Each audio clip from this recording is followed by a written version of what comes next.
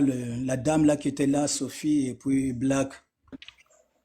Euh, Parfois, je me demande si les gens connaissent réellement ce qui s'est passé dans le pôle, ou bien dans le sud. Parce qu'aujourd'hui, ils parlent du pôle, mais alors qu'au commencement, ce n'était pas seulement le problème du pôle. Si on essaie de repartir en arrière, dans chaque situation, il y a des causes lointaines aussi. Or, ce qui s'est passé dans le pôle ou bien dans le sud, c'était juste une continuité de ce qui s'est passé en 97. Les gens arrivent à soutenir Moukoko, à dire que Moukoko ou bien le combi. Alors que, comme l'a dit le frère, ce sont même eux qui ont causé tout ce qu'ils attribuent au révérend pasteur Ntumi. Parce qu'en 97, il y avait un président élu démocratiquement. Les premières élections s'est déroulées en 92. Et les Congolais avaient voté un président qui était Pascal Lissouba, qui était élu démocratiquement. Mais M. Sassou, le dictateur, et ses compagnons, dans cette classe-là figurait le combi, que les gens soutiennent maintenant, qui disent qu'ils sont des saints, et le général Mokoko, ils ont destitué un pouvoir qui était démocratique. Et après, qu'est-ce qui s'est passé? Quand le président élu et démocratiquement était destitué de ses fonctions, il est parti en exil avec les Bernard Kolela. Ensuite, les dictateurs et ses collègues, les Mokoko et les Okombi Salissa qui sont devenus des saints actuellement, avaient pris le pouvoir. Quand ils avaient pris le pouvoir, Sassou, dans l'annonce, dans son discours du 15 octobre, je crois, du 24 octobre 98, il avait annoncé la liberté. Donc il avait dit même que ceux-là qui avaient, les porteurs d'armes devaient rentrer et n'allaient pas faire l'autre là, la chasse aux sorcières. Mais à la fin, on avait vu une campagne militaire qui était lancée dans le sud, pas seulement dans le pôle. Parce que parfois, moi, je me demande, quand les gens disent que non, le pôle a été bombardé à cause de Ntumi, finalement, la Bouenza a été bombardée à cause de quoi? Le Nibolande a été bombardé à cause de qui? C'était aussi le pasteur Ntumi qui était là-bas? Parce que le Nibolande aussi était bombardé. Merci, mon frère, merci. En 98, quand la guerre a commencé, avant que la guerre commence, qu'est-ce qui s'est passé dans le sud? Non seulement dans le pôle. Ce gouvernement d'actuel avait déployé, il y avait une campagne militaire lancée dans le sud sous le parfum de ramassage des armes. Ils disaient que non, c'est une opération de ramassage des armes. Et quand ils sont rentrés dans le sud, ils ont commencé à tuer même les jeunes qui n'étaient pas porteurs d'armes. Ils commençaient aussi à tuer même ceux-là qu'ils avaient promis qu'ils n'allaient pas les poursuivre. Parce qu'il voulait être le président de tous les Congolais. Les Angolais, les Rwandais, les ex-phases de Mobutu, les Cobras étaient rentrés dans le sud, pas dans le pôle, mais dans le sud, pour tuer. Quel est ce pouvoir-là qui est en train de tuer? C'est le pouvoir que les Mokoko et les Kombi servaient. En ce temps-là, le révérend pasteur Ntumi n'était pas. En 97, le révérend pasteur Ntumi n'était pas un politicien. En 98, quand il tuait dans le pôle, le révérend pasteur Ntumi n'était pas. Il était là, mais il était parmi les jeunes. Vous voyez? Et la population se retrouvant face aux oppresseurs nationaux et internationaux, ils ont pris l'autre là de se défendre. Il y avait comme un ras-de-bol. Par exemple, à Kinkala, il y avait Kamar qui tuait. Il avait tué des jeunes. À Mindouli, là-bas, il y avait le Williman Sanga, le Mobile One qui allait tuer là-bas. Allez-y à Mouetango. À Mouetango, ils avaient tiré sur des jeunes, ils avaient tué sur des jeunes. Nous, dans nos villages, on nous pourchassait. Moi, à ce temps-là, j'avais fui la guerre de 97. On avait tué 3 de mes oncles. Ils n'étaient pas des ninjas, ils n'étaient pas des cocoys. Parce qu'au début, ce n'était pas un problème du pôle, c'était un problème du sud. Les Souba n'étaient pas du pôle. Les Souba qui étaient destitués du pouvoir n'étaient pas du pôle. Le pôle a subi parce que Kolela s'était allié Ali Souba. C'est pas Ntoumi. Donc Sassou a tué dans le pool, c'est pas parce qu'il y avait Ntoumi, mais c'est parce qu'il y avait une alliance de Kolela et Ali Souba à la dernière minute. Et quand il a lancé sa campagne militaire, il a tué dans le sud. C'était un problème du sud. Et la jeunesse du sud, en 98, s'était levée comme un seul homme pour barrer la route à tous ces oppresseurs qui voulaient massacrer la jeunesse, qui massacraient la jeunesse. On a tué nos mamans, ils ont tué nos parents, ils ont tué des jeunes, que ce soit dans le pool, que ce soit à la Buenza. Dans le pool, il y avait Obosso. Là-bas, dans la Buenza, il y avait Alléluia. Ceux-là qui connaissent l'histoire, ils le savent. Il y avait Alléluia. Donc, quand les gens viennent dire que c'est Ntoumi qui a fait tuer les gens dans le pool, mais on ne doit pas faire semblant d'être bête, mais finalement, qui a fait tuer les gens de la Buenza.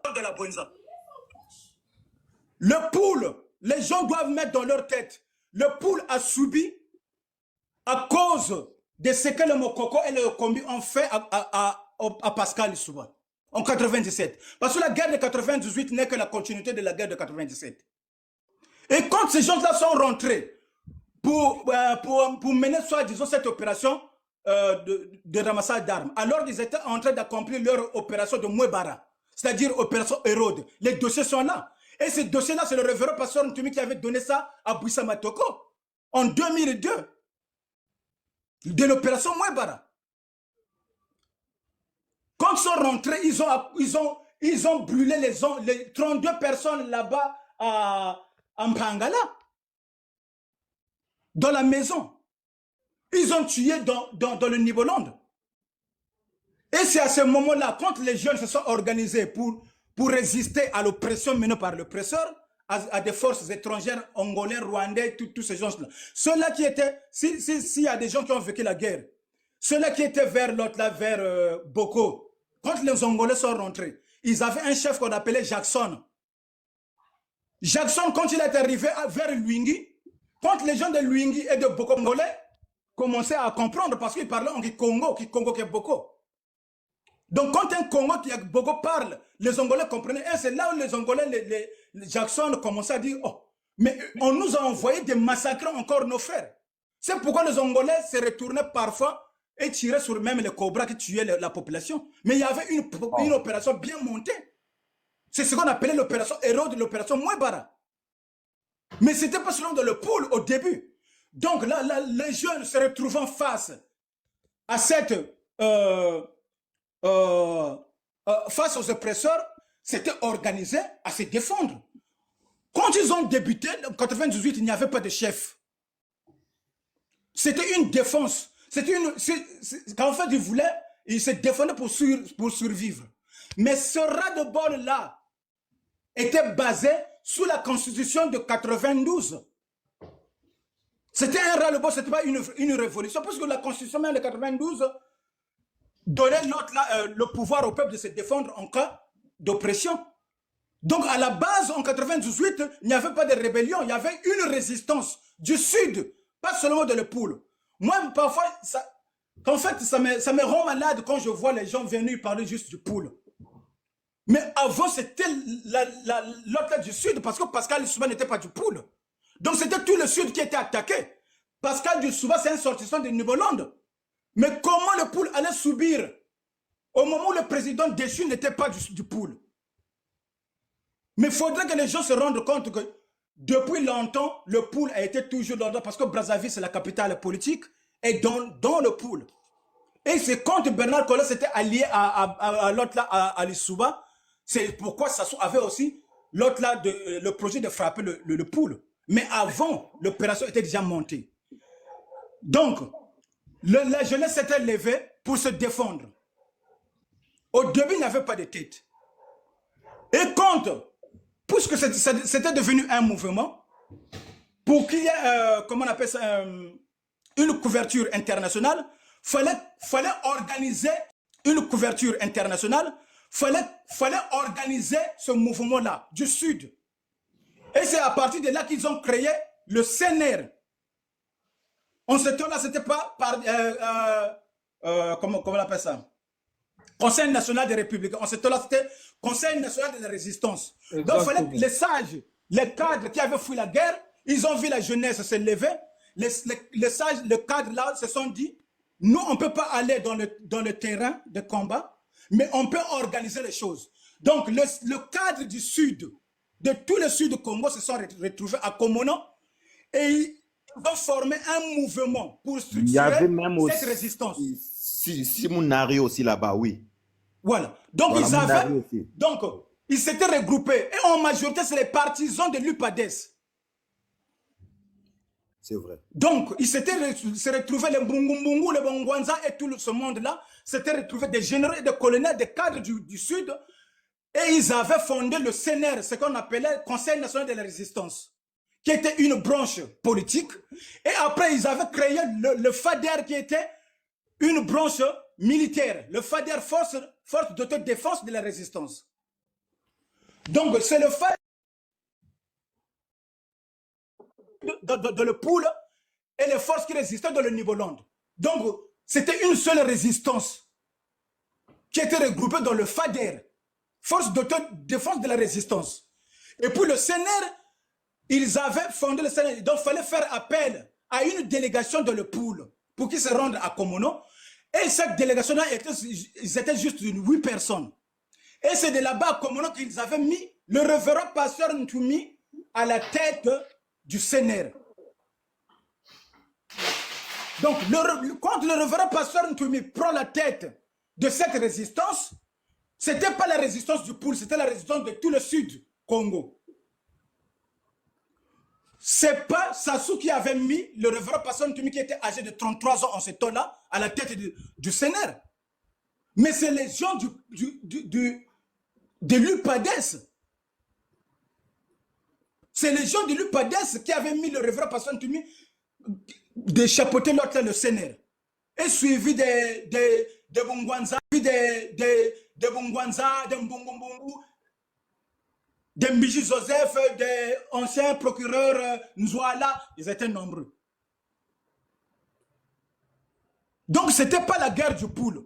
Donc, si le Poul, si Sassou a tué dans le Poul, ce n'est pas à cause du pasteur Ntoumi. Mais Sassou a tué dans le Poul, c'est à cause de l'alliance de Bernard Kolela et de Lissouba. C'est pourquoi le Poul a subi. Mais ce n'était pas d'abord le Poul. À quel moment est devenue l'autre, la cause est devenue juste la cause du Poul? Parce qu'au début, c'était tout le Sud. Mais c'est quand le pouvoir en place, se trouvant en face d'un mouvement de résistance bien structuré et organisé, qui était vraiment en force, qui résistait à toutes les attaques, ce pouvoir-là avait demandé des négociations, d'aller aux négociations. Mais puisque ce n'était pas une rébellion qui allait refuser aux négociations, c'était une résistance, c'était la population qui se défendait.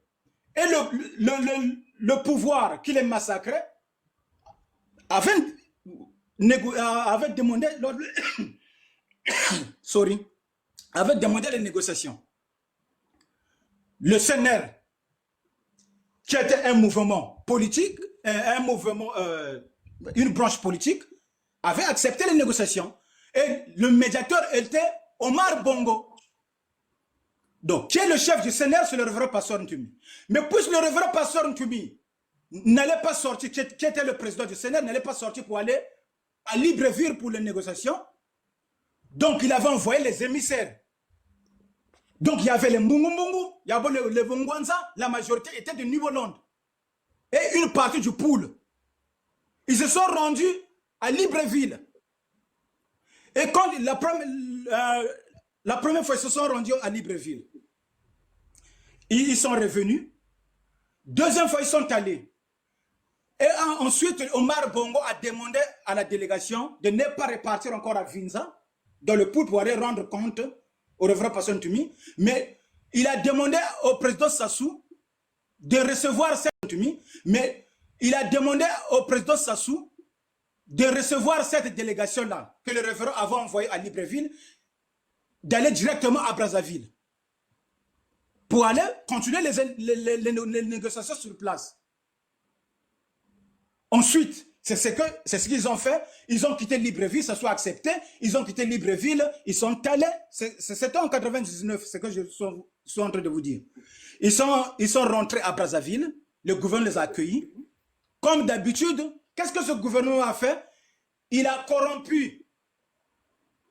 Ils ont signé les accords du 29 décembre 1999, les accords de cessation des hostilités et de cessez-le-feu. Ensuite, la délégation envoyée à Brazzaville a été corrompue par le pouvoir en place, puisque c'était des anciens fonctionnaires, des anciens qui connaissaient déjà Sassou. Certains c'était déjà dans le PCT avant même l'UPADES. Quand tu prends les Bongwanza de Mongo, ce sont des gens qui étaient déjà, qui avaient déjà occupé des postes de responsabilité dans ce pays, depuis le monopartisme. Donc, quand ils sont rentrés à Brazzaville, ils se connaissent entre eux. La personne qui n'avait pas de contact, que ce gouvernement ne connaissait pas, c'était le révérend Passon Tumi, parce que c'était quelqu'un qui n'avait même pas qui n'était pas d'abord politicien avant 97, 98. Donc, mais les autres étaient déjà des cadres de ce pays et ils se connaissaient entre eux. Et quand ils sont rentrés à Brazzaville, ils ont trahi le révérend pasteur Ntumi en signant des accords et allaient dissoudre le CNR qui recouvrait tout ce mouvement de résistance dans le Poul et dans le sud. Donc, ils se sont plus rendus là-bas à Vinza pour aller rendre compte au chef qui était le révérend pasteur Ntumi. Qu'est-ce qu'ils ont fait? Le gouvernement leur a donné l'argent, il leur a donné des postes. Certains étaient nommés comme des hauts commissaires à la réinsertion des ex-combattants. Les autres ont été nommés des commissaires aussi. Et les autres ont récupéré, plus certains c'était des généraux. Certains étaient des colonels, ils ont été gradés encore des généraux. Après, ils se sont rendus à Dolisie pour aller dissoudre le CNR. Ils ont dissoudre le CNR. Ils ont dissous le CNR. Quand ils ont dissous le CNR, ça s'entend que le révérend pasteur Ntumi n'était plus président du CNR. Et il n'y avait plus une couverture de résistance dans le sud. Du coup, qu'est-ce que Sassou avait fait? Puisque le CNR était dissous, il a lancé la réinsertion des ex-combattants. Quels sont les ex-combattants qu'il a réinsérés? C'est les Kokoy qui étaient de la résistance. Donc, vous allez remarquer que les Kokoy avaient donné les armes, vendu les armes à la réinsertion depuis les années 2000, 99-2000. En récupérant les armes de Nibolande, il a désarmé le Nibolande et après, puisqu'il n'y avait plus une couverture politique dans ce mouvement, c'est à partir de là qu'ils ont commencé à appeler le révérend pasteur Ntumi comme un rebelle. Et c'est à partir de là, l'armée, ils ont renoncé les hostilités de 2002 dans le Poul, pas dans le sud. Parce que le cadre de Nibolande, le cadre de Nibolande était déjà corrompu, ils avaient déjà dissous le CNR. Donc c'est en 2002 que ça devient le problème du Poul. Mais avant, ce n'était pas un problème du Poul. Parce que le Poul n'avait pas un problème personnel avec le pouvoir de Sassou. Parce que ce n'est pas un homme du Poul qui était au pouvoir. C'était Lissouba. Lissouba était de Nibolande. Donc si il y avait une partie qui allait vraiment subir, c'était le Nibolande. Mais si le Poul subit actuellement, les gens, quand ils accusent le révérend pasteur Ntumi, mais le Poul subit parce que les cadres de Nibolande avaient vendu le Poul. Ils avaient dissous le CNR. Ce mouvement qui couvrait toute la partie du sud. Parce que c'est toute la jeunesse du sud qui était tuée, pas seulement la jeunesse du Poul. Mais si Sassou, par rapport à ce que les gens disent, soit disons que c'est Sassou qui avait placé le révérend pasteur Ntumi dans le Poul pour tuer les hommes du Poul. Mais quand il le tuait, quand il le massacrait avant la dissolution du CNR, quand il le massacrait dans le sud du pays, quelle est la personne qu'il avait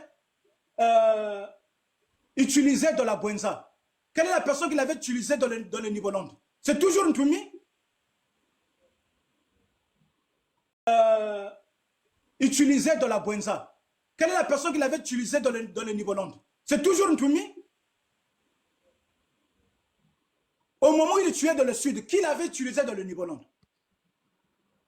Le Poul est rentré dans la guerre en 2002, c'est quand le CNR était dissous. C'est quand le FADER qui regroupait tous les mouvements militaires, Kokoy, Zulu, Mamba, Ninja, ils sont allés dissoudre le FADER.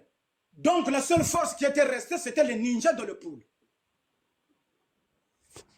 Ils sont allés négocier pour eux.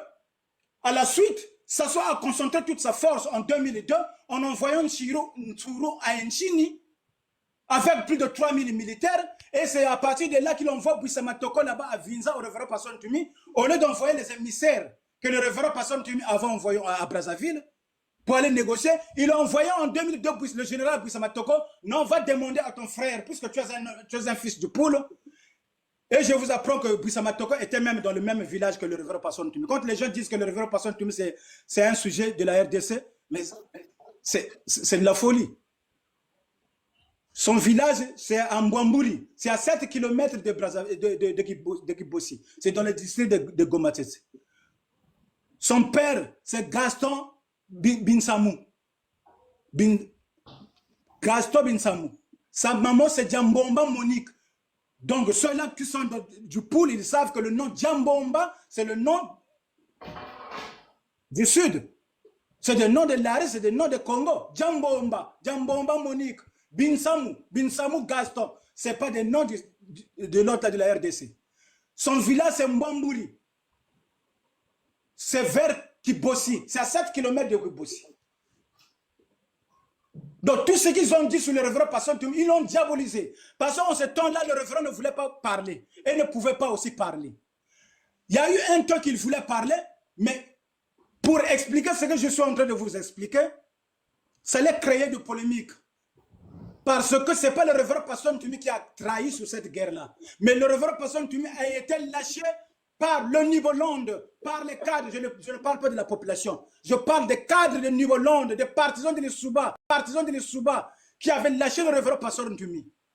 Et c'est ces mêmes personnes-là qui l'ont diabolisé. Parce que c'était des partenaires. Toujours quand c'était des partenaires. C'est eux qui ont diabolisé. Et c'est eux qui continuent même ce combat de diaboliser à travers leurs enfants. Vous allez constater même, les Mboshi connaissent la vérité. Comment le révérend Passon Tumi allait être en complicité avec Sassou? Mais les Mboshi qui ont perdu leurs enfants, ceux-là du Nord, les familles du Nord, allaient-ils accepter d'envoyer leurs enfants dans le pool? Mourir pour quelque chose qu'ils avaient arrangé? Quel est ce pouvoir-là qui allait accepter que le révérend Passon Tumi, qui était âgé de 33 ans, qui n'avait ni expérience militaire, en ce temps-là, même en 98, il n'arrivait pas même à faire ses discours. Il ne savait pas manier les armes. Quel est ce pouvoir-là qu'il a accepté de faire un jeu avec un jeune de 33 ans qui n'avait ni une autorité politique, qui n'avait ni expérience militaire, ni politique? Au moment où ce même pouvoir-là, à la sortie de la guerre de 97, avait des seigneurs de guerre ressortissants même du pool. Il y avait des Williman Sanga qu'il allait même utiliser s'il voulait massacrer dans le pool. Mais il allait utiliser Williman Sanga, il allait utiliser les Mvouba, il allait utiliser les fils et filles du pool aussi qui étaient avec lui en 97, des Camars. Sassou n'avait pas besoin d'utiliser quelqu'un du pool pour massacrer dans le pool. Mais c'était un plan bien organisé. J'ai suivi mon frère qui a dit, mais quand Sassou avait commencé à tuer, est-ce que le révérend Passon Tumi était là? Mais Sassou a commencé à tuer depuis longtemps. Il a tué les Onga, il a tué les Marengwabi, il a tué beaucoup. Il a même négocié, même autour de Ngwabi. C'est lui qui m'a négocié que même Ngwabi puisse tuer les Jawara et tous ces gens-là. Il a tué, même jusqu'à Monseigneur Ngombo, il a empoisonné. Sassou a empoisonné Milongo, Sassou a empoisonné Kolela. Il a tué les Congolais partout, même dans les attentats de traite de l'autre là, les Mvunguti et tous ces gens-là, il était à l'auteur. Et il nous continue de tuer, il a détruit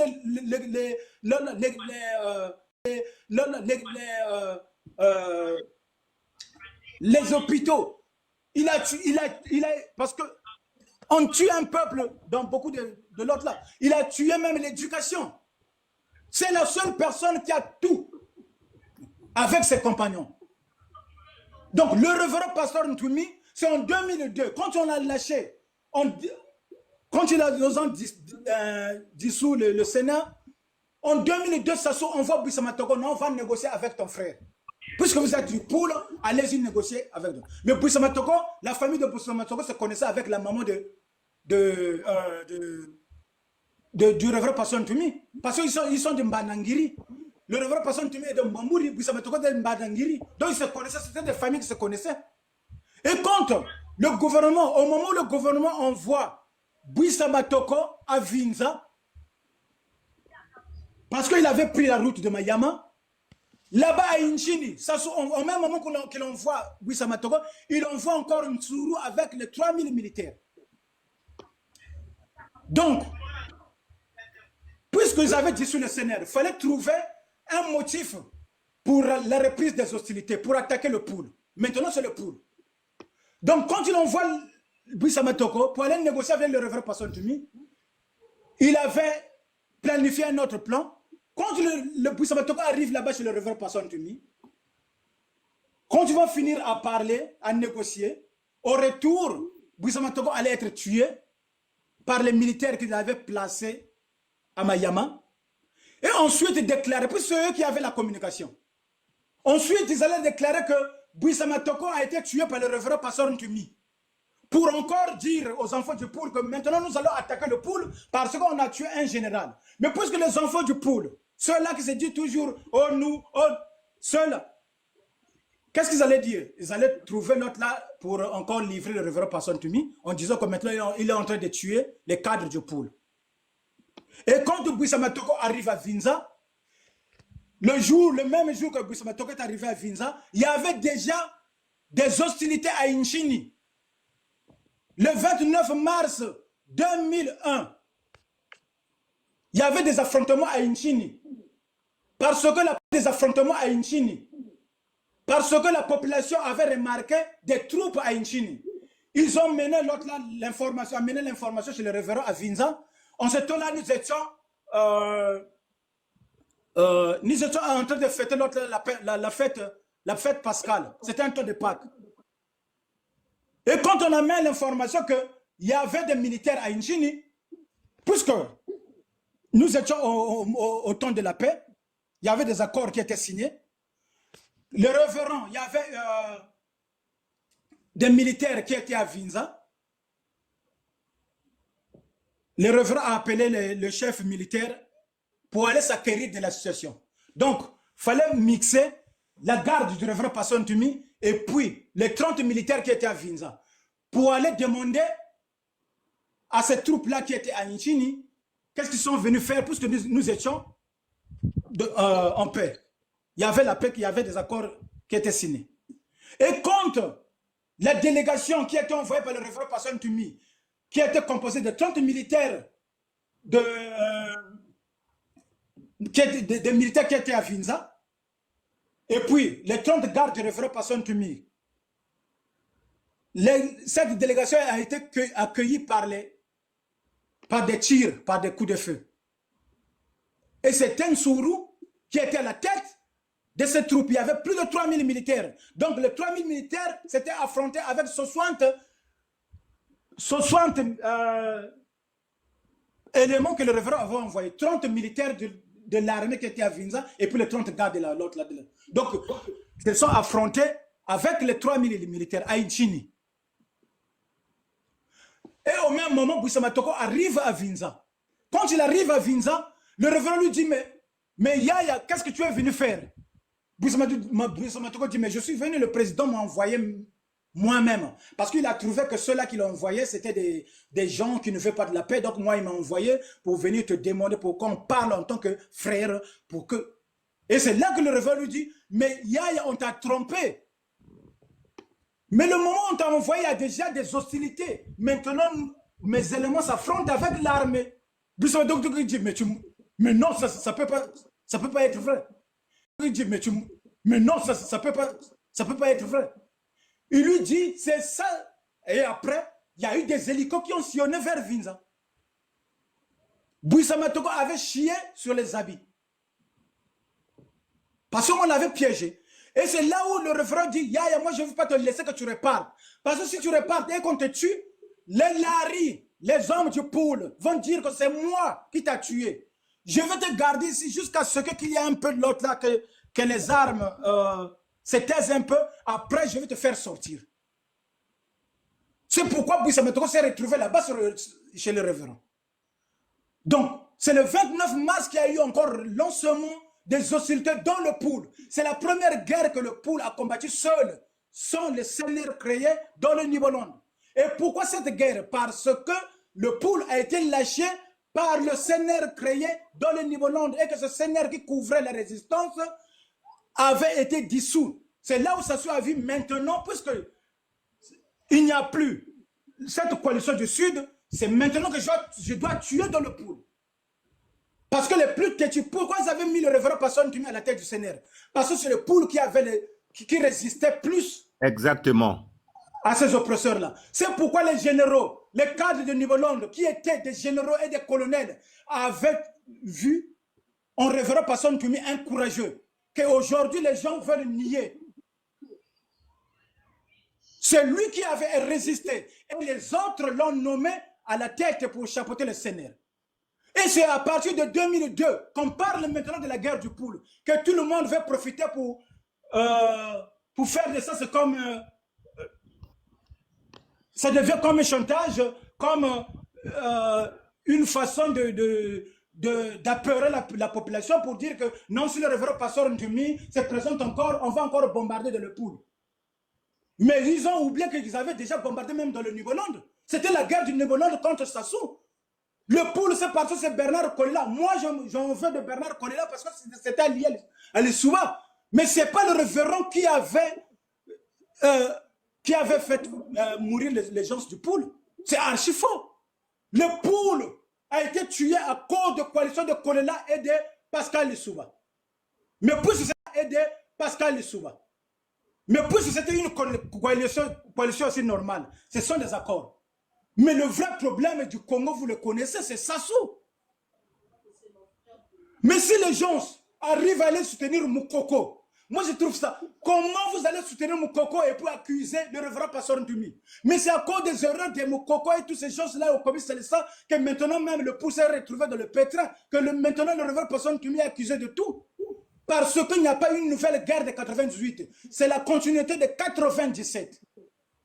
Et quand le pouvoir a relancé les hostilités dans le pool, il a croisé une force. Parce que lui, il se disait, puisque j'ai corrompu les Mamba, les Zoulous, les Kokoy, maintenant, puisqu'il ne reste que des ninjas dans le pool, je vais les fracasser. Il y avait 22 pays.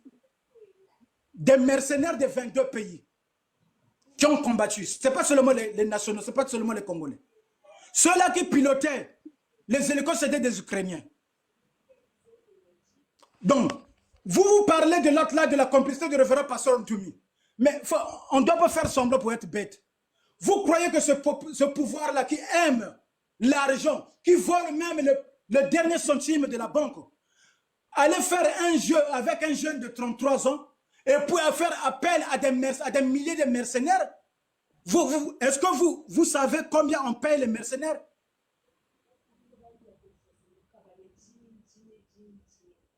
Il n'allait pas avoir l'autre là un jeu.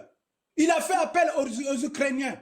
Il a fait appel aux Tchadiens, aux Gabonais, aux ex-fans de Mobutu, aux Rwandais, aux Sud-Africains, même les légionnaires français. Donc, Sassou allait faire un jeu à un jeune et puis dépenser des milliards et des milliards en faisant appel des mercenaires.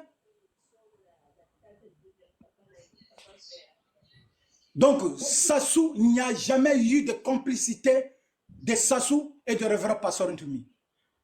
Et le révérend Pasteur, les gens du pool, s'ils ont subi, ce n'est pas à cause du révérend Pasteur Ntumi. Mais c'est eux qui tuaient, c'est l'armée qui tuait les jeunes, les habitants.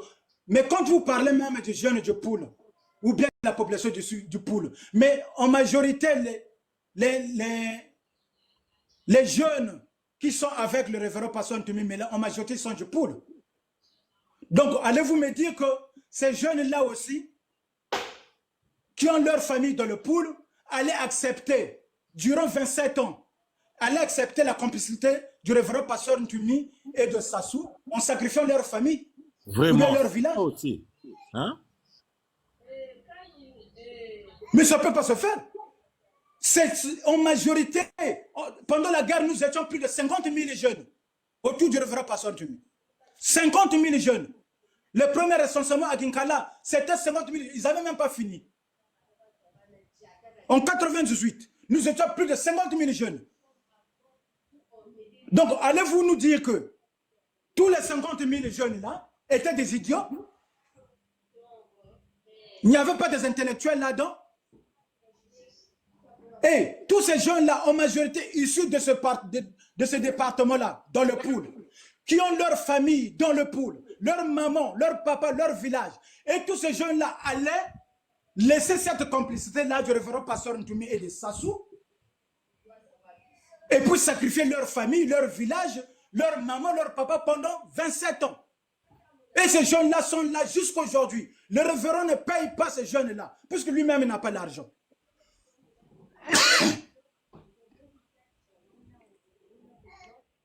Donc, je ne sais pas comment les gens font, mais je vous apprends. Les mêmes erreurs ont été commises avant. Dans ce pays-là, il y avait des gens qu'on a accusés à tort. C'est vrai qu'on peut rentrer dans un terrain politique, c'est vrai. Mais la politique ne marche pas seule. C'est pourquoi ces gens-là qui nous gouvernent, ils font aussi appel à leur truc de secte. La politique et la spiritualité marchent ensemble. Et on a causé du tort à certaines personnes dans ce pays-là et nous en subissons aussi les conséquences. Youlou, on l'a accusé de voleur. Mais pourtant, c'est pourquoi il vous avait dit les vrais voleurs arriveront. Et vous êtes en train de faire la même chose. Moi, je défie quiconque. J'avais lancé ce défi-là depuis longtemps. J'avais dit même à Roland Nitou, essayez de faire parvenir ce message à ces gens-là. Ils ont, soi-disant, la force d'aller investir partout, d'aller trouver des documents, tout.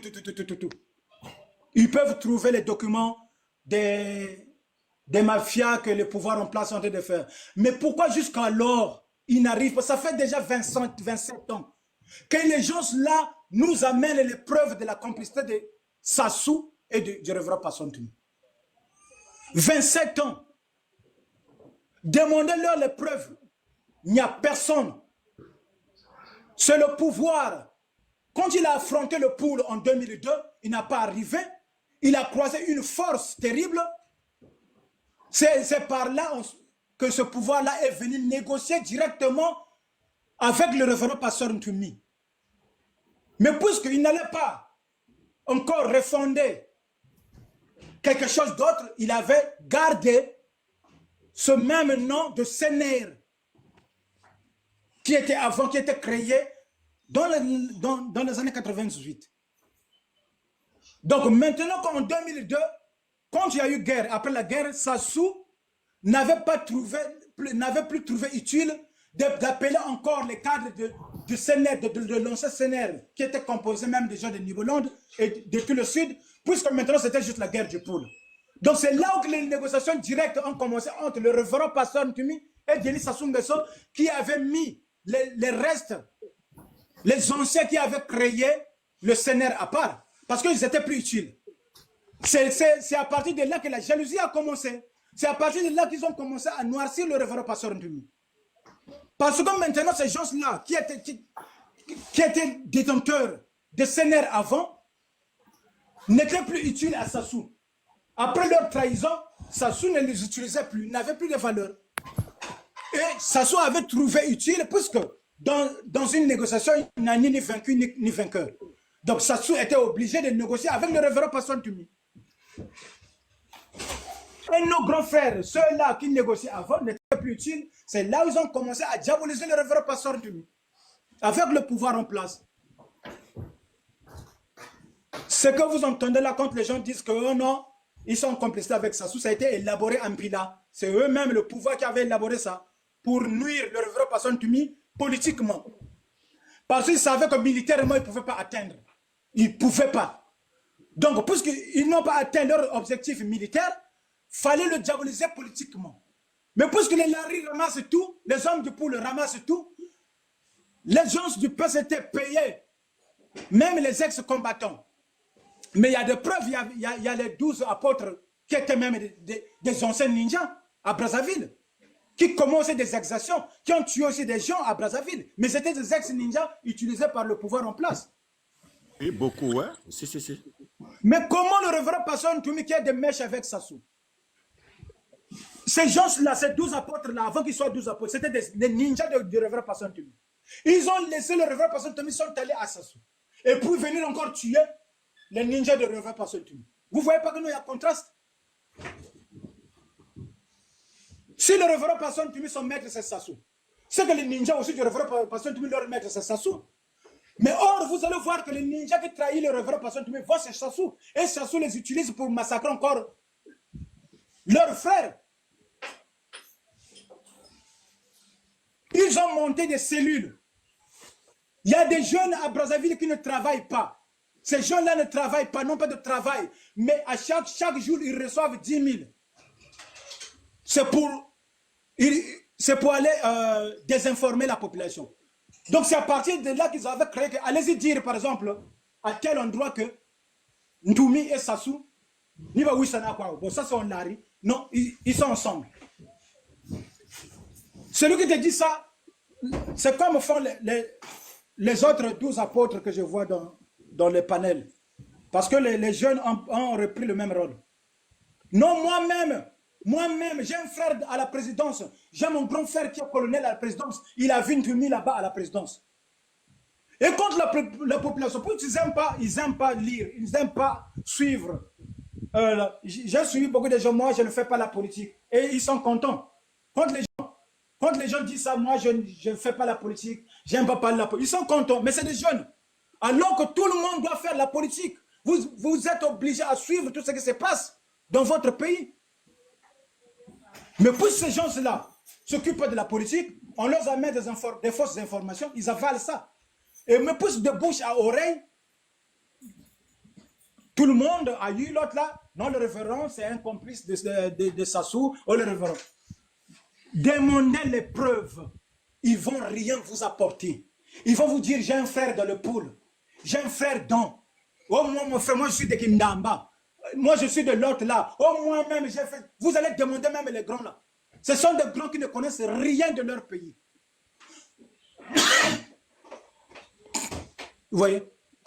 Donc, au niveau de la complicité, il n'y a pas de complicité. Et Sassou est très conscient. Et au niveau de la candidature.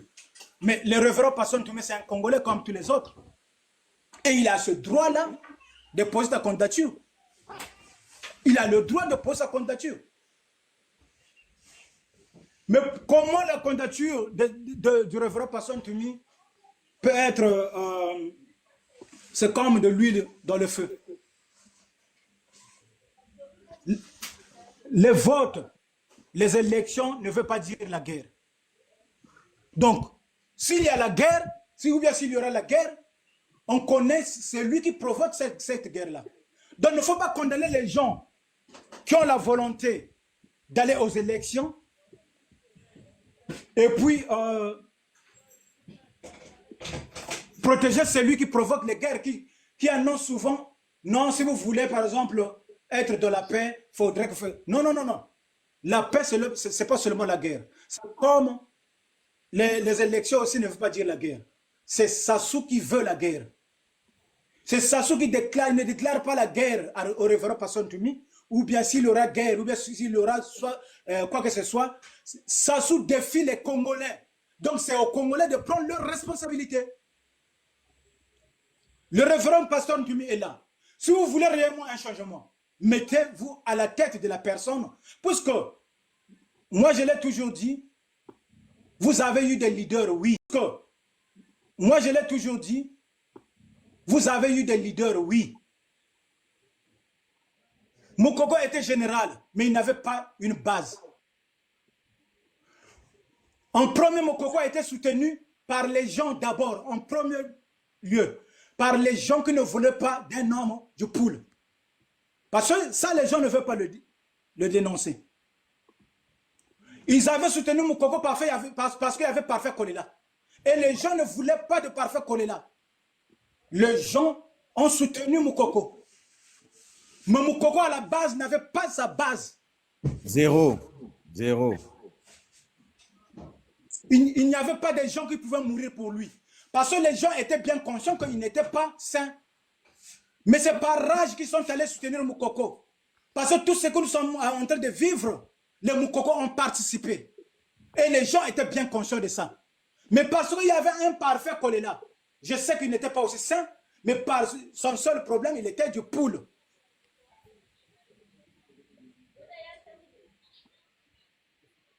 Donc, Sassou a pris Moukoko facilement. Mais pour ce Dieu n'aime pas l'injustice. Sassou a pris Moukoko facilement, comme un enfant. Et personne, même ceux-là qui vocifèrent dans les réseaux sociaux, personne ne s'est levé. Il est là, en prison. Au Kombi Salissa, il y a des vidéos qui sont là. Quand ils ont massacré des jeunes, même à l'autre, il y a... je vais mettre même cette vidéo-là, même demain. Angang Ngolo. Les vidéos sont là. Et les gens...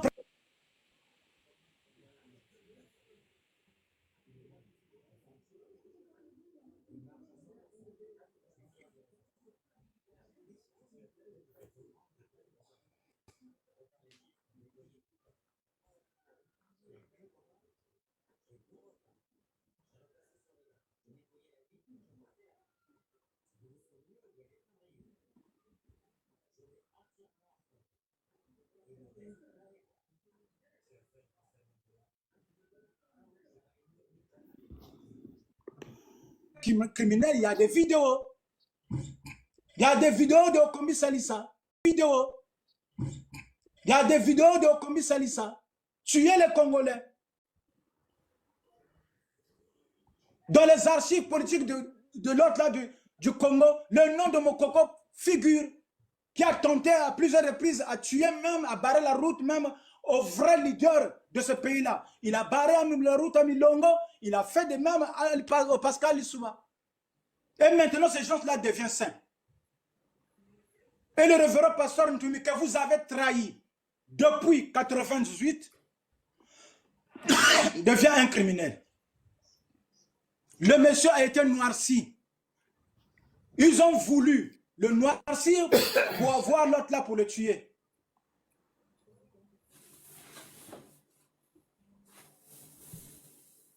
Si réellement le révérend pasteur Ntoumi était un allié de Sassou, ça allait être, même la nouvelle, même comment on appelle ça, le secret n'allait pas être révélé.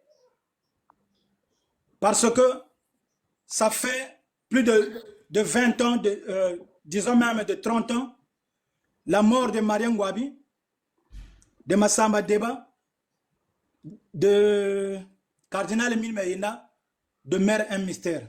Parce que c'est un secret bien gardé. Que ce soit de ceux qui sont à l'opposition, les anciens, et de ceux qui sont au pouvoir. Mais comment quelqu'un qu'on a donné une mission pour un massacre organisé dans le pool, soit disant dans le pool, que ce pouvoir-là allait encore fuiter, faire fuiter cette information-là que c'est nous qui avons mis to me là-bas. Ça ne peut pas se faire.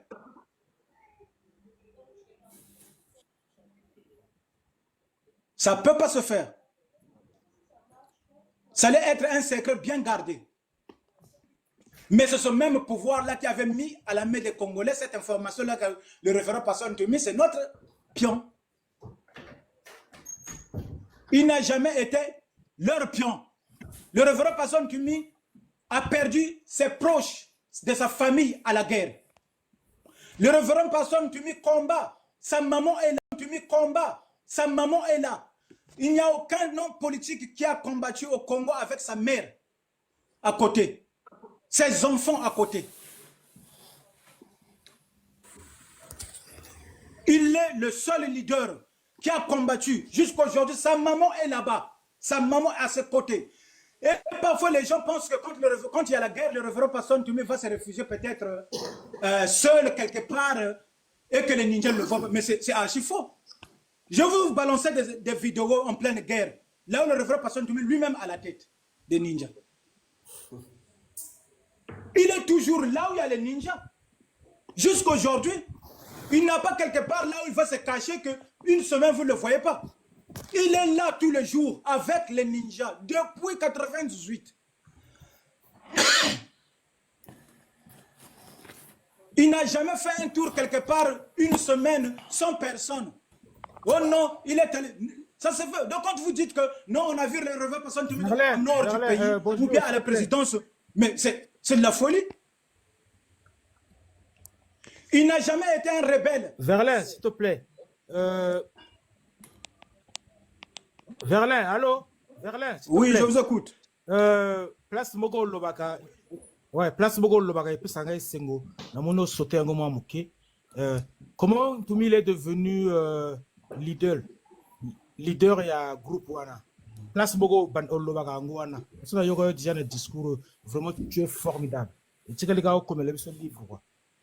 Mais le révérend Pasteur Ntoumi est devenu le leader de la résistance parce que les cadres qui avaient fui la guerre, les anciens partisans du pouvoir déchu, de Lissouba et de Kolela, s'étaient rassemblés. Parce qu'ils avaient vu les jeunes. Les jeunes avant n'avaient pas de leader. Le mouvement n'avait pas de leader. C'était un ras-le-bol. Parce qu'on a tué ma maman, on veut aussi me tuer. Moi, je fous, j'ai un fusil de chasse. Je me mets face à l'autre là. Donc, c'était après, quand Pardon, Grand, s'il te plaît. Je peux te poser une question. Je veux savoir, Grand, dis-moi, pourquoi Ntoumi se battait? Mais c'est pas pourquoi Ntoumi se battait. Demande-toi la vraie question. Écoute, la vraie question, pourquoi les jeunes dans le sud se sont battus, se sont battus? Parce que c'est pas Ntoumi. Ntoumi n'est pas le sud, la jeunesse du sud. C'est pourquoi je t'explique. Après la guerre de 97, que le Mokoko et le Okombi Salissa avaient renversé le président qui était élu démocratiquement, le président Pascal Lissouba, qui était élu par les Congolais, Sassou avait organisé des tueries dans le sud. Et la jeunesse s'était levée. Et parmi cette jeunesse-là qui était persécutée, le révérend Pasteur Ntoumi était là-dedans. À la seule différence, qu'est-ce qui a marqué l'esprit des gens pour mettre le révérend Pasteur Ntoumi à la tête d'abord de le poule? C'est parce que le révérend Pasteur Ntoumi, avant même 97, il était un homme spirituel. Il était puissant. Donc, vous allez remarquer que même les combats d'avant les indépendances, vous allez remarquer que les Congos ne mènent pas une lutte sans un leader spirituel. Donc, contre ce mouvement-là, vous avez même Bernard Kolela. Mais Bernard Kolela part le côté politique. Mais il était un messie pour les Congos, pour les hommes du pôle. Il était traité comme un patriarche spirituel. Vous allez remarquer dans ce discours, il y avait toujours les Nzambe Bukateli. Mais c'est le Congo, c'est la nature des Congo. Les Congos n'ont jamais livré des batailles sans un guide qui est en même temps politique et spirituel. Depuis le Mbanza Congo, depuis le Congo, depuis le Congo Djampangala, depuis l'Égypte, nous avons toujours des leaders politiques et spirituels. Même le premier président, parce que même aujourd'hui vous parlez de la candidature du révérend Pasteur Ntoumi. Moi je vous dis que c'est un mystère. Le Congo avait perdu un président qui était en même temps prêtre et politique. Mais vous l'avez chassé. Mais attendez-vous qu'après la plus grande dictature, ce format du prélat doit revenir. Si vous voulez construire un nouveau Congo, l'image de Youlou doit revenir, qu'il y aura un spirituel, un homme spirituel politico qui doivent redresser le Congo. Parce que celui que vous avez chassé, c'était un spirituel et politique. Et il vous avait promis, Youlou vous avait promis que vous allez vendre de l'eau. Vous avez vu ça? Il vous avait dit que vous me traitez de voleur, mais il y a de vrais voleurs. Vous avez vu ça. Il avait dit même aux gens du pool. Parce qu'aujourd'hui, tout le monde se dit pourquoi le pool souffre. Mais le pool souffre parce que c'était eux qui étaient à la tête de la destitution de Youlou. Ils étaient manipulés comme vous êtes en train de les manipuler pour chasser le révérend Passon Tumi. C'est la même chose que vous êtes en train de faire. Et les gens du pool qui n'ont pas encore tiré des leçons, ils jouent encore ce même rôle. Mais sauf que vous n'allez pas arriver avec le révérend Passon Tumi. Parce que Sossou vous-même, vous l'avez annoncé vers les 92-92. Il vous avait dit, je suis le dernier président du Nord. Il vous avait dit ça. Donc, la question n'est pas de savoir pourquoi le révérend Passon Tumi s'était levé. Mais la question est que pourquoi la jeunesse du Sud s'était levée. La jeunesse du Sud s'était levée parce qu'il y avait un tueur, un criminel qui avait déployé toute sa force des mercenaires étrangers et nationaux de venir tuer dans le Sud, non seulement dans le Poul, dans le Sud.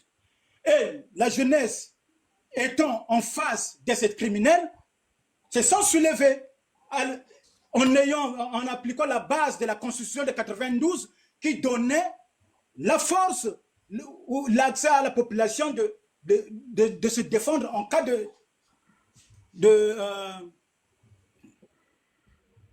en cas de menace de ce pouvoir-là. Parce que le peuple, c'est le premier souverain. Donc, parmi la jeunesse qui s'était levée dans le Sud, le révérend Passon Tumi figurait. Mais pour ces jeunes-là, ils avaient la motivation de se battre. Mais il manquait quelque chose de spirituel. Ils ont cherché partout. Moi, je t'apprends qu'avant le révérend Passon Tumi, les jeunes étaient même allés jusqu'à Kindamba pour aller chercher Takiwuni, qui était un homme spirituel aussi. Donc, il y avait des jeunes qui étaient allés même jusqu'à Kindamba pour aller chercher le côté spirituel. Parce qu'ils étaient en face d'un pouvoir qui n'était pas aussi seulement politique, mais qui était bien armé et qui avait aussi ce côté spirituel. Donc, les jeunes aussi voulaient ce côté spirituel-là. Et après, ils étaient tombés sur le révérend Passon Tumi, qui avait ce côté-là. Et ceux-là qui ont vécu la guerre de 98, à part le mauvais cœur, ils ont vu les balles bondir dans le corps des ninjas. Vous le savez très bien. Demandez les Ongolais, demandez les Cobras, ils vont vous dire. C'est qu'ils ont croisé dans le Sud ou bien dans le Poul. Alléluia, il était très puissant. Mais on l'a tué là-bas au Niboland. Juste, c'est la population qui l'a tué là-bas. Il a croisé des trucs mystiques. Et ça s'est bien passé aussi dans le Poul. Donc, les jeunes se sont retrouvés autour du révérend Passon Tumi parce que d'abord, il était jeune et il avait des pouvoirs aussi mystiques. Et quand les jeunes étaient consacrés mystiquement, quand ils se sont retrouvés face au Bosso qui avait, le colonel Obosso qui avait à sa suite plus de 1800 militaires, les jeunes avec les bâtons et les pierres ont pu tuer, avec 3 armes, ils ont pu tuer le colonel Obosso qui avait à sa suite plus de 1800 militaires. Et ils avaient tué plus de 700 militaires. C'est là où les ninjas ont eu les premières armes. Donc quand les gens disent que où est-ce que les ninjas trouvaient les armes, les ninjas ont affronté Obosso à Kimpanzu. Allez-y demander la population de Kimpanzu vers la Luila. Même aujourd'hui, la population ramasse des armes là-bas. C'est là où le colonel Obosso était mort. Donc les premières armes que les ninjas avaient récupérées,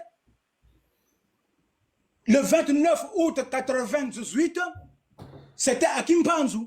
Et quand ils ont tué le colonel Obosso, les militaires qui repliaient, qui fouillaient,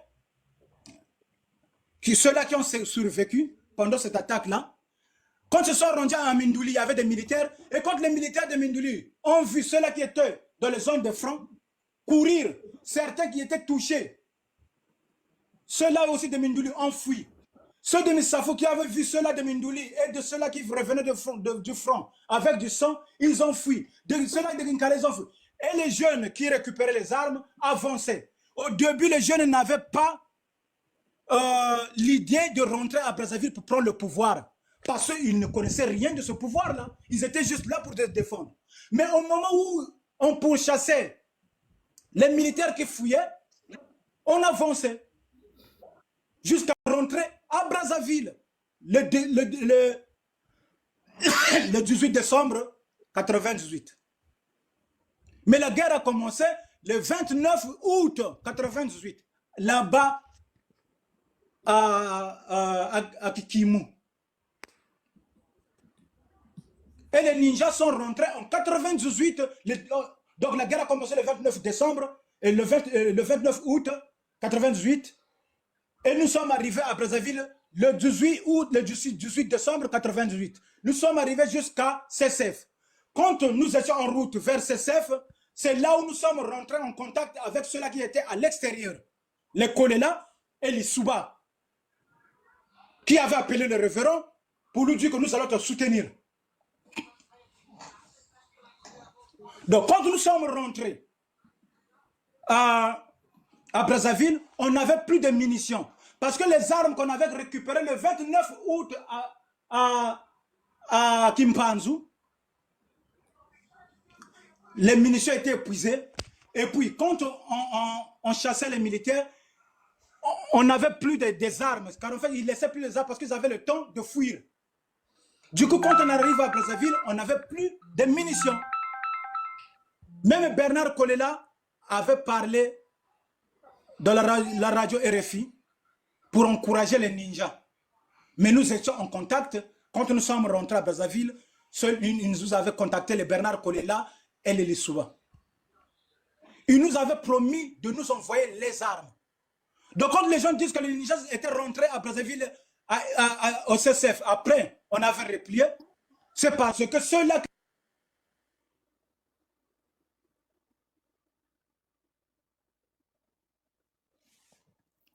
aussi, je vais dire, le révérend n'a trahi personne, mais au contraire, il a été trahi par les Souba et Kolela, qui avaient aussi promis les armes quand nous sommes rentrés à Brazzaville. Ensuite, il a été trahi par le Niboland. Et maintenant, il est trahi par ceux du pool aussi, quelques-uns du pool. Et il a été diabolisé par les Congolais. Mais je vous apprends, il avait déjà prophétisé sur ça en 98. Ceux-là qui étaient à Vignonia, à Pointe-Noire, ils vont vous dire ça. Tout ce qui se passe aujourd'hui, il avait déjà dit ça. Qu'il y aura un temps, ils vont m'injurier, ils vont faire ceci. Mais en ce temps-là, la population l'acclamait. Quand il disait ces choses-là. Donc pour nous, ce n'est pas quelque chose de nouveau. Mais sauf c'est inquiétant que vous jouez le même rôle que ce pouvoir. Bon. Si soi-disant l'autre là, en supposant qu'il travaillait avec Sassou, mais vous allez me dire que, on dit que entre deux dangers, il faut choisir quand même le moindre. C'est ce que vous avez fait avec le Mokoko. Pourquoi les gens ont soutenu Mokoko? Même s'il faisait partie des criminels, de l'équipe nationale des criminels, même s'il faisait partie de l'équipe nationale des criminels, qu'est-ce qu'il a fait? Qu'est-ce que les gens ont fait? Entre deux dangers, il faut choisir le moindre. Ils ont choisi Mokoko, parce que Sassou, c'est quand même le plafond du crime au Congo. Ils avaient choisi Mokoko. Entre deux dangers, il faut choisir le moins. Ils ont choisi au commissariat. Entre deux dangers, il faut choisir le moins. Vous avez choisi Parfait Kola, qui était même ministre de ce pouvoir-là. Mais le révérend Passon Toumé n'a jamais été ministre. N'a jamais servi ce pays-là, ce pouvoir-là. Il était ministre délégué. Ce n'est pas le gouvernement qui avait nommé le révérend Passon Toumé, mais ça faisait partie des accords. Donc, il fallait créer une institution là où la paix allait se poursuivre. Donc, il fallait que la paix se poursuive dans les institutions. Donc, il fallait créer un ministériel là où ils allaient poursuivre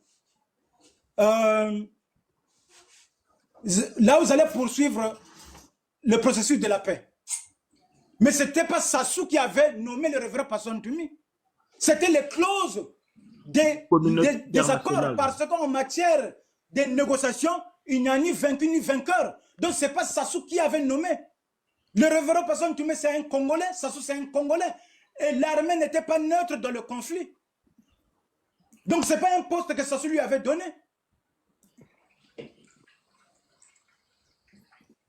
Il faudrait que le sage, ce n'est pas le révérend qui était à la tête de cette institution, c'était Ayessa. Donc le révérend était sous le contrôle de Ayessa. Or, Sassou avait créé ce truc-là, c'était juste pour désarmer les ninjas.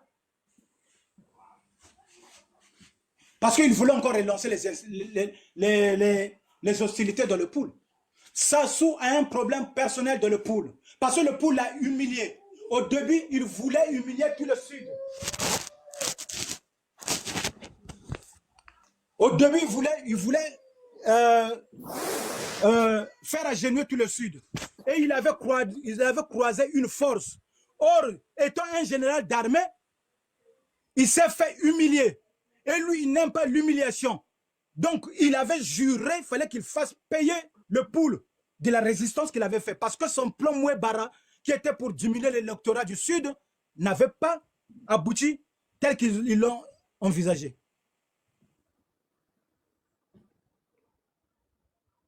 Donc, les gens, je vous apprends, la majorité de ces jeunes-là, je ne peux pas comprendre les jeunes de 30 ans venir parler même de la guerre du pool, alors qu'ils n'ont même pas l'expérience.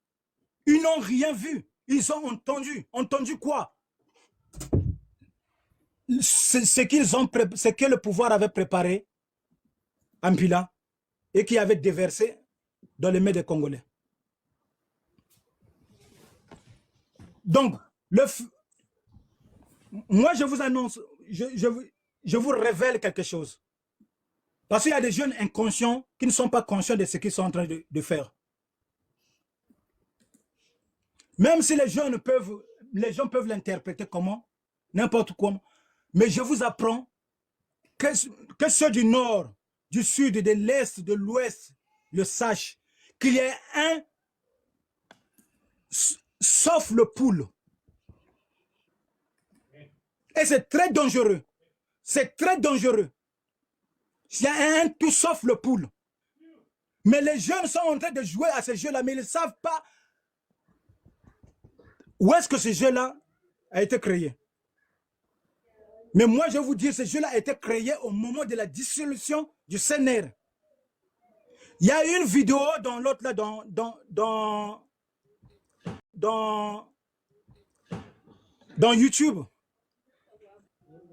Sassou avait regroupé les Kani, au moment qu'on l'avait nommé Kani à Oyo là-bas. Il y avait autour de lui tous les chefs des tribus là-bas. C'est là où il expliquait quelque chose. Il faudrait que les gens partent essayer de regarder la vidéo là. Sassou avait bien expliqué ce que je suis en train de vous dire. L'élaboration sur l'opération Mouebara. Mais il n'y avait même pas un représentant du Kwilu. Il n'y avait pas un représentant du pôle. Il n'y avait que des nordistes. Et il y avait seulement une seule personne là-bas. C'était Justin Kumba. Allez-y voir cette vidéo-là. Et écoutez, vous allez comprendre ce que je suis en train de vous dire. Mais les jeunes inconscients qui ne voient pas le danger sont rentrés dans ce jeu-là. Si ça se tue dans le pool, il faudrait que les hommes du pool, je commence par les hommes du pool, que les hommes du couple du pool le comprennent. Si Sassou est en train de tuer dans le pool, ce n'est pas à cause du révérend Pasteur Ntoumi. Parce que Sassou avait commencé à tuer dans le pool avant même la naissance du révérend Pasteur Ntoumi. Avant que Pasteur Ntoumi rentre sur la scène politique. Monsieur Verlin, s'il vous plaît, Monsieur Verlin, motion. Donc, si je vous comprends très bien, que Sassou, à force de ne pas atteindre Ntoumi, il a décidé de tirer sur tout qui bouge, à tuer le peuple du pool, pour que le peuple du pool retourne contre Ntoumi. Ben oui. C'était un peu ça.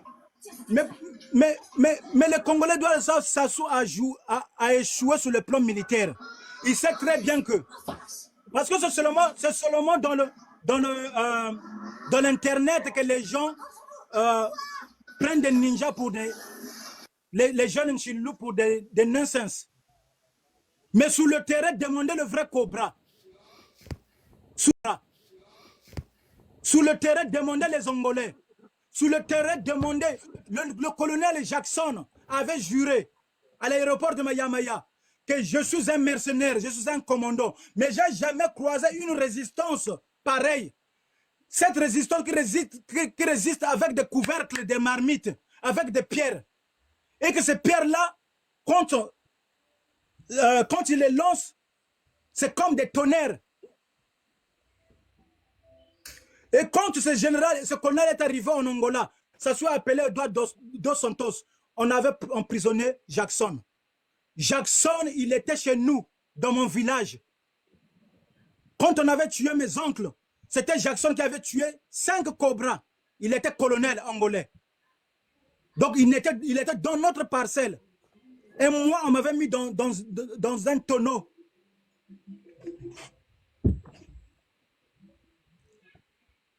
Donc, les Angolais avaient témoigné la bravoure des ninjas. Les Rwandais avaient témoigné la bravoure des ninjas. Les Cobras, ils le savent. Et Sassou, là où il est, là, il n'a plus le soutien des Angolais et des Rwandais. Il ne peut pas s'hasarder à faire n'importe quoi. Parce qu'avant, le poule était comme une femme prostituée. On peut aller baiser à tout moment. Mais actuellement, ce n'est pas pareil. Il sait très bien qu'il y a une personne là-bas. Et cette personne que vous êtes en train de nier, de ridiculiser, c'est lui qui a donné la force à tous ces gens. Nous, on a vécu, on a vu les balles bondir dans nos corps. On a vu des obus bondir dans nos corps. Et la population le sait. Allez-y demander la vraie population. Ce n'est pas ceux-là qui prennent le ngok à Brazzaville ou bien quoi.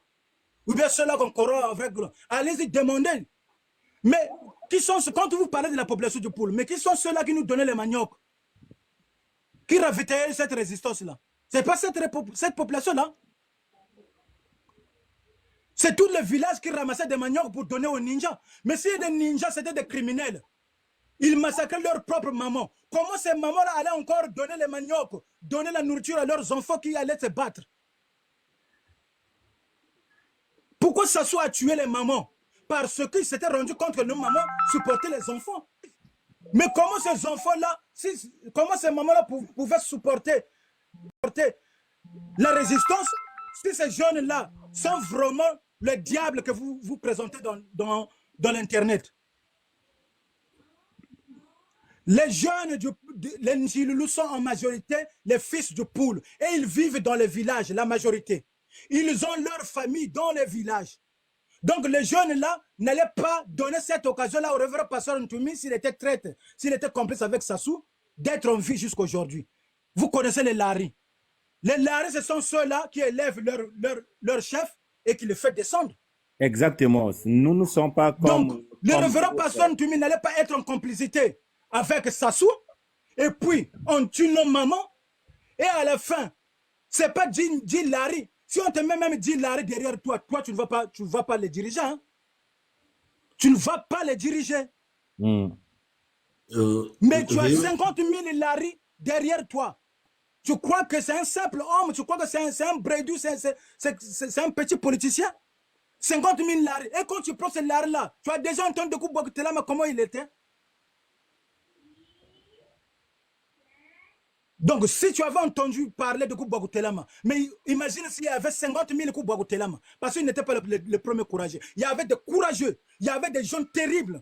Parce que quand ces gens-là viennent chez toi, viennent vers toi, ils viennent avec leur comportement de leur famille. Donc, certains étaient déjà des chanvreurs, certains étaient déjà des tueurs, d'autres étaient déjà des... Donc, tu reçois des catégories de gens. 50 000 jeunes. Mais regardez comment le révérend pasteur Ntoumi a fait de ces jeunes des hommes. Écoutez, aujourd'hui on parle des bébés noirs. Vous savez que ces bébés noirs-là, la majorité des bébés noirs, ce sont les enfants de 2000, 2005, 2000. Mais moi je trouve ça bizarre. Si vraiment les ninjas étaient vraiment des nuisibles, le mal de ce pays, pourquoi dans le quartier sud, il n'y a pas plus de bébés noirs que dans le quartier nord? Puisque c'est le sud qui a vécu la majorité des guerres. Et qu'on connaît très bien que dans les pays où il y a beaucoup de guerres, les enfants soldats, pendant les pays, il y a des séquelles de guerre. Mais pourquoi ces séquelles de guerre-là, les ninjas qui ont vécu la guerre 27 ans, qui ont vécu la guerre 27 ans, qui vivent dans les forêts, qui ont tenu les armes, nous autres, quand nous étions dans le mouvement, on avait presque les 13 ans, les 14 ans. On n'avait pas le choix. Mais comment ça fait-il qu'aujourd'hui, ceux-là qui ont tenu les armes, qui ont combattu un pouvoir criminel, ne se lancent pas dans le truc des bébés noirs là? Au contraire, vous allez voir, il y a des ninjas pasteurs là-bas.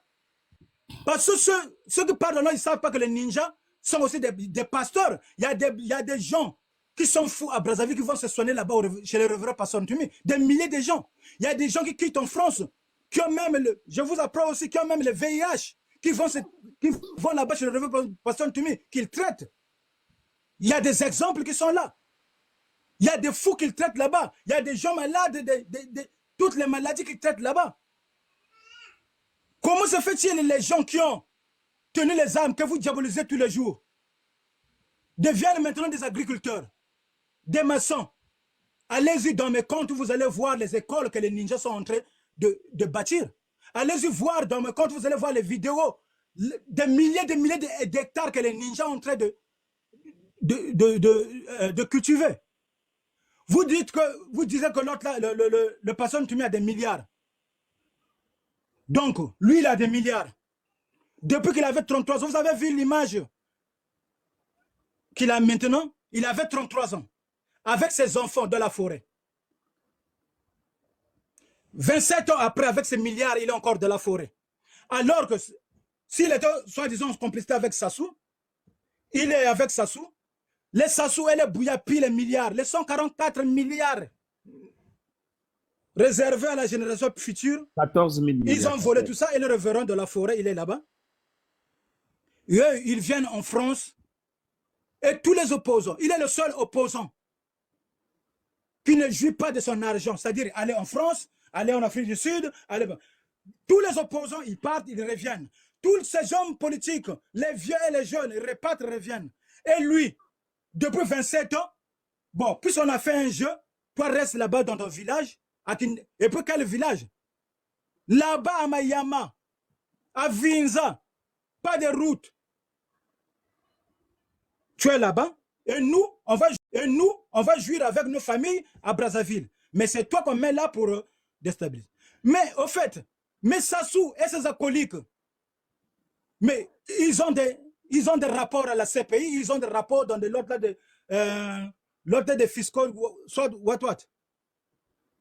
Mais pourquoi jusqu'aujourd'hui, même la CPI, si le président ou bien la dame du président peut avoir des problèmes avec ces organisations internationales, mais pourquoi ça fait déjà 27 ans? Le complice de Sassou n'a jamais eu de convocation de la CPI ou de quelconque organisation internationale. Pourquoi? Alors même le président lui-même est pointé de doigt. Alors que tous les autres milliardaires, tous les autres politiciens congolais, la majorité, tout le monde, ceux-là qui ont volé, ils ont des rapports. Ils ont des plaintes partout. Mais pourquoi aujourd'hui, jusqu'à aujourd'hui, 27 ans, aucune organisation internationale, que les Roland Nitou fassent leur tour, leur matalana qu'il faut là pour aller chercher des papiers, qui nous amènent les papiers là où on a dit les paradis fiscaux, non, il y a des comptes de révérends personnes qui avaient volé les milliards. Ou bien sous l'autre là, le crime et l'autre là, que il y a telle organisation de droits de l'homme qui a dit que les révérends personnes qui m'avaient fait tuer l'autre là. Il n'y en a aucun. Mais pourtant, il y en a les mêmes organisations, ils accusent le pouvoir de Brazzaville de criminel.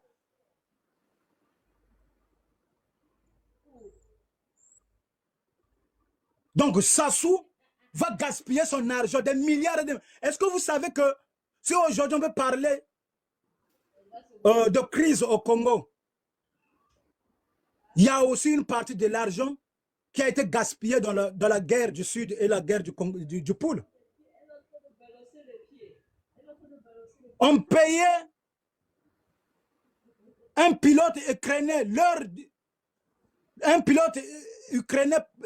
recevait par heure 600 000. Or, quand les hélicos venaient bombarder, ils bombardaient toute la journée. Bouta Verlin, il faut aussi dire que Bouya, c'était pilote qui a tiré dans le pool. Jean-Jacques Bouya, quand il était pilote. Parce que lui, il a fait partie aussi. Alors, donc ces gens-là étaient payés 600 000 par heure. Donc imaginez un pilote, puisqu'il gagne 600 000, il doit pointer les heures. Donc ils passaient leur temps à bombarder.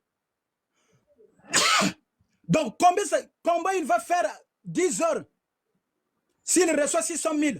Mais puis ils étaient parfois 4, 5 dans un hélicoptère. Mais puis c'était pas un seul, parfois 6 hélicoptères, 4 hélicoptères. Donc combien par heure ces pilotes-là? Et combien par semaine? Combien par mois? Combien par an? Puisque les guerres, par exemple celle de 2002, ça a commencé le 29 mars 2002 jusqu'à 2003. Donc imagine un pilote comme il va toucher pendant une année. Bon, viens prendre les mercenaires, les ex-faces de Mobutu. Viens prendre ceux-là qu'on appelle les Roméo. Viens prendre les Zimbabwéens. Viens prendre les Tchadiens. Viens prendre des milliers de Gabonais. Viens prendre ceux-là, les Amazones de Libye, de Kadhafi. Viens prendre ceux-là, les Français, les légionnaires français. Donc, ce Sassou-là, que vous connaissez, ce pouvoir-là, qui veut jouir de l'argent, va gaspiller des milliards et des milliards à appeler des mercenaires pour faire un jeu avec un homme pour tuer, alors qu'il avait ses raisons pour tuer. Mais il avait des raisons pour tuer dans le sud. Les raisons étaient quoi? Bernard Corneille et Lissouba l'ont combattu. La raison était la guerre qu'il avait gagnée contre les leaders du Sud. C'était ça la raison de tuer. Il n'avait pas besoin d'un homme, d'un alibi. Pourquoi avoir besoin d'un alibi au moment où il avait ses raisons, qu'il avait une guerre de 97? Les causes lointaines, quand on parle de causes lointaines, les causes lointaines des bombardements dans le Pour ou bien dans le Sud, c'est la guerre de 97, c'est-à-dire Lissouba contre Sassou.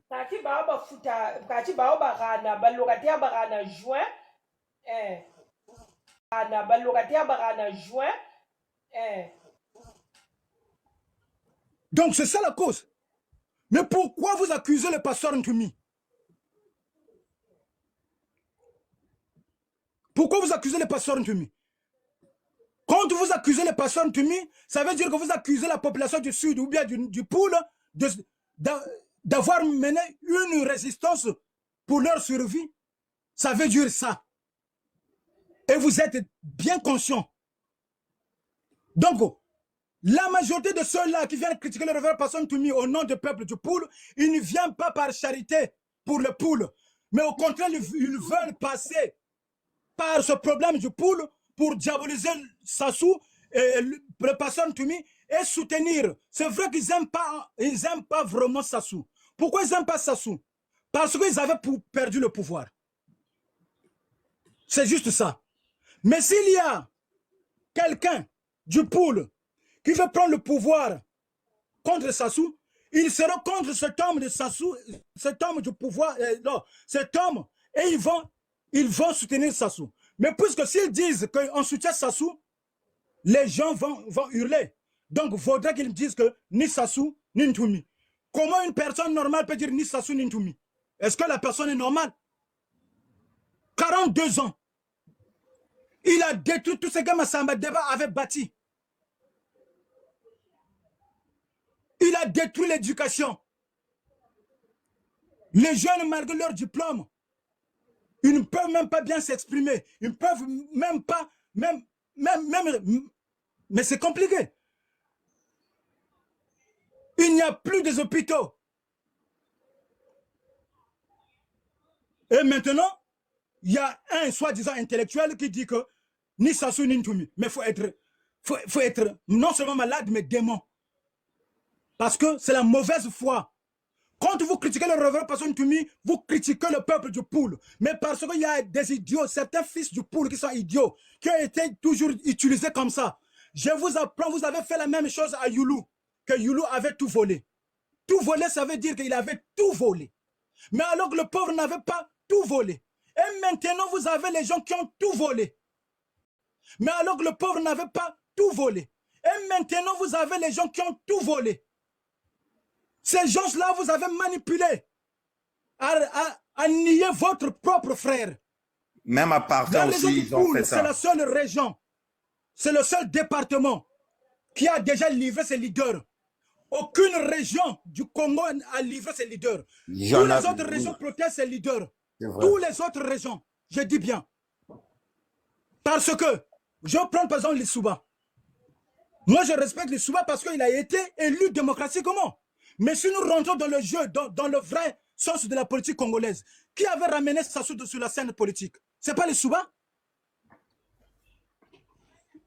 Pour avoir des voix, pour battre Milongo ou Kolela, qu'est-ce qu'il avait fait? Il fallait signer les accords avec Sassou. Et tous les deux étaient financés par le truc de pétrole là, c'est quoi? Avant Total là. C'est Elf Congo qui avait financé Lissouba et Sassou. C'est pas Kolela qui avait ramené Lissouba sur la scène politique, Sassou sur la scène politique, mais c'est Lissouba qui avait signé les accords pour gagner l'élection de 92. Mais ça, les gens ne veulent pas en parler. Et qu'est-ce qui avait provoqué la guerre de 97? C'est parce que le Souban n'avait pas respecté aussi les accords avec Sassou. Exactement. Parce que quand ils avaient signé les accords, il y avait des secrets, il y avait des accords secrets. C'est-à-dire, si je te donne mes voix, tu me donnes quoi? Et c'est leur bêtise qui nous a menés de la guerre de 97. Il n'y avait rien, le révérend Pasteur Ntoumi n'était rien dans ça. Il était à l'école. Exactement. Le soldat du Poule n'était rien dans ça. Mais vous allez remarquer, le Souba était comme un dieu. Dans son département, ce n'est pas mauvais. Mais les jeunes du Poule, ceux-là du Poule, soi-disant intellectuels, c'est les mêmes qui livrent leur leader. Pour eux, ils se disent que c'est un jeu de démocratie, mais c'est idiot. C'est vraiment Tchad. Vous avez livré Youlou. C'est vous. Massamba Vous avez livré Massamba Deba. Oui. Vous avez livré la majorité de vos leaders. Parfait, toujours, là quand aussi, il s'agit de l'autre là, les pas autres, ils vous poussent devant. Vous avez livré les vôtres. Ils ont. Si le révérend Pasteur Ntoumi vous a tué, faisons partir Sassou, ensuite jugeons-le. Le pouvoir, ce n'est pas le révérend Pasteur Ntoumi. Vous n'êtes pas plus congolais que l'Enchiloulou. C'est des Congolais. Donc, s'il est en complicité avec Sassou, notre seul but, puisque nous avons un mal qui a tout détruit, il n'a pas seulement détruit de le Poule, il a détruit l'économie de tout un pays, le Congo. Le Congo, ce n'est pas le Poule. Le Congo, ce n'est pas la Bwenza. Le Congo, c'est aussi Oyo, partout, du nord au sud, de l'ouest à l'est. La seule personne qui nous a détruit, c'est le pouvoir qui est en place. Vous connaissez le mal du pays, le mal du Congo. Et vous êtes conscient, c'est pourquoi vous êtes allé chercher Mokoko.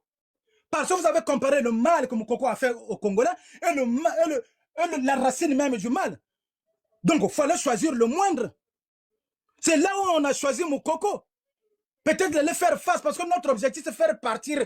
C'est comme ce démon-là, c'est comme avait dit Monseigneur Ernest Nkombo, que le démon qui dirige, que le démon, l'esprit qui dirige le Congo-Brazzaville est plus puissant que l'Église catholique. Ça, c'est Monseigneur Nkombo qui l'avait déclaré. Donc, il savait de quoi il parlait. Bah, tantôt dans sa prière, quand Monseigneur Nkombo était mort, qu'est-ce qu'il avait dit? Donc, ces choix, disons, selon vous, le révérend Pasteur Ntoumi, et en complicité avec ça, mettons-les sur la balance.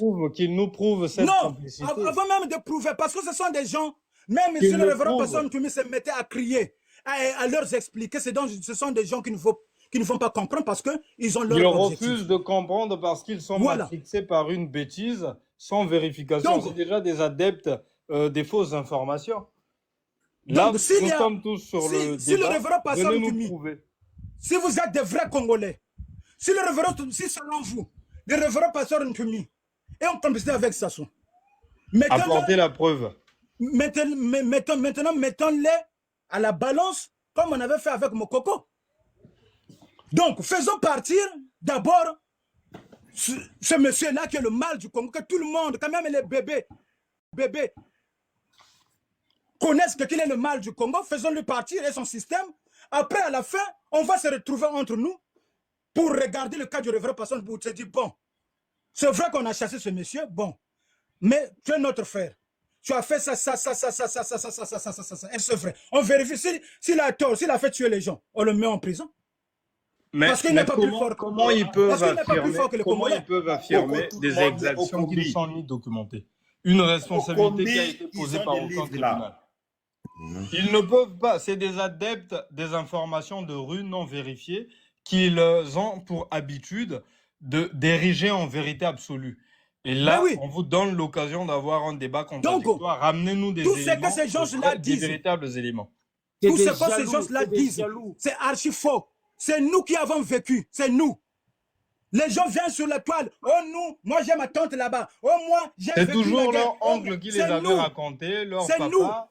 C'est nous qui étions là où on signait même les accords. Le vieux Verlaine. Ce qui est quand même bizarre, des gens qui sont restés pendant des années sans sensibilité pour ce qui se passait au pool deviennent automatiquement sensibles à ce qui s'est passé dans la région du Pool.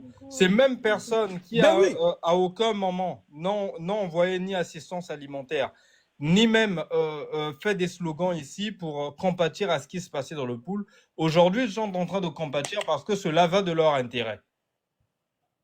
Mais ils doivent parler du Pool pour amener l'autre là, pour éveiller les émotions des fils du Pool. Pour qu'ils les amènent de leur côté. Pour qu'ils soient contre leur leader. Exactement. Mais moi, je me dis même aux intellectuels du Pool. Je regarde ceux qui vocifèrent dans Facebook là. Donc quoi? Mais il y a eu plusieurs étapes de négociation. Il y a eu la paix au Congo. Là où il n'y avait plus des armes. Pourquoi cette